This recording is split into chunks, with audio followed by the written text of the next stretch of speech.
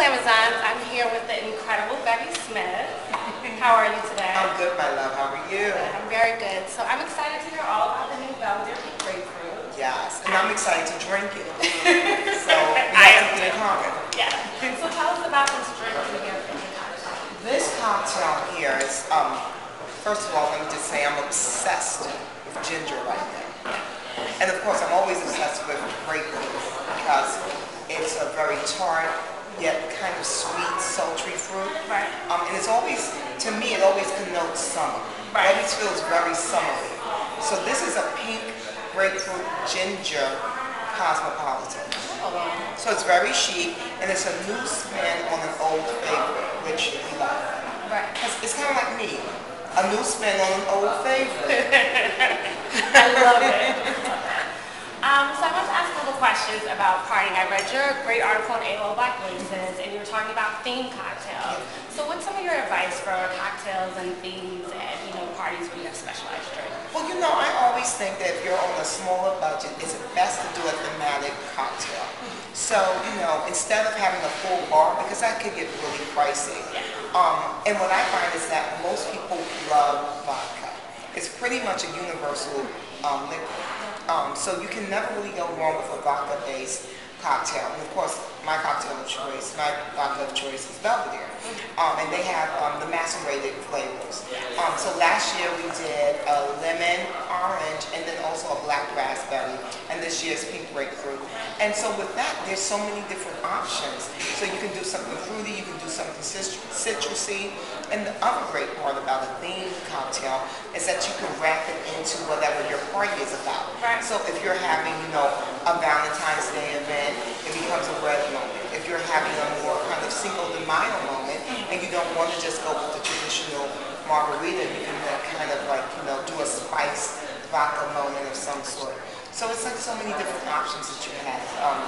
And I just love themes because again, it really helps you save on cocktails and on a bar situation. Right. And saving is very important. You also spoke about tips for throwing dinner parties on a budget. Yeah.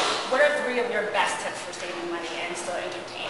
Well, to me, one of the best things you can ever do is if you don't have a lot of money for decorations and you're grown out of the whole streamer and balloon moment, because that's always cheap, but it also kind of looks cheap. And it looks kind of very juvenile.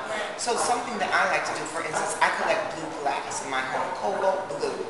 So when I have a dinner party, and it's a small one, because I live in a New York City 1-bedroom, so it's not a palatial manse.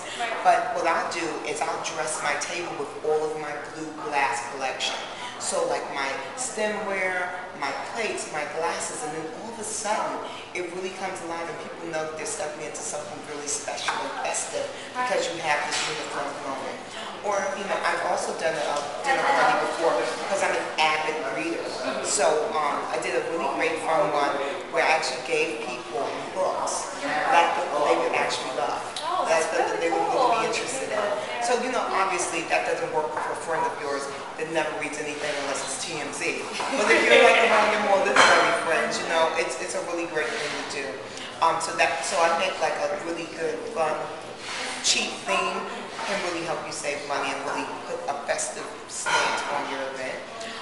Another great cost-saving tip is, everyone always thinks you're doing a dinner party, it has to be so grand. And all of a sudden the food has to be, $1,000 because you're serving surf and turf and you're giving people caviar, but it doesn't have to be that way. Right. One of my favorite dinner parties that I've ever done is I serve chicken and waffles. Oh, wow. Because I'm from Harlem. Yeah. And so it's really, really fun to do that because I had a bunch of magazine editors that came over, and it was really interesting because most of them were not black. So it was really exciting. Wow. I mean, chicken and waffles has become kind of very universal within the black community.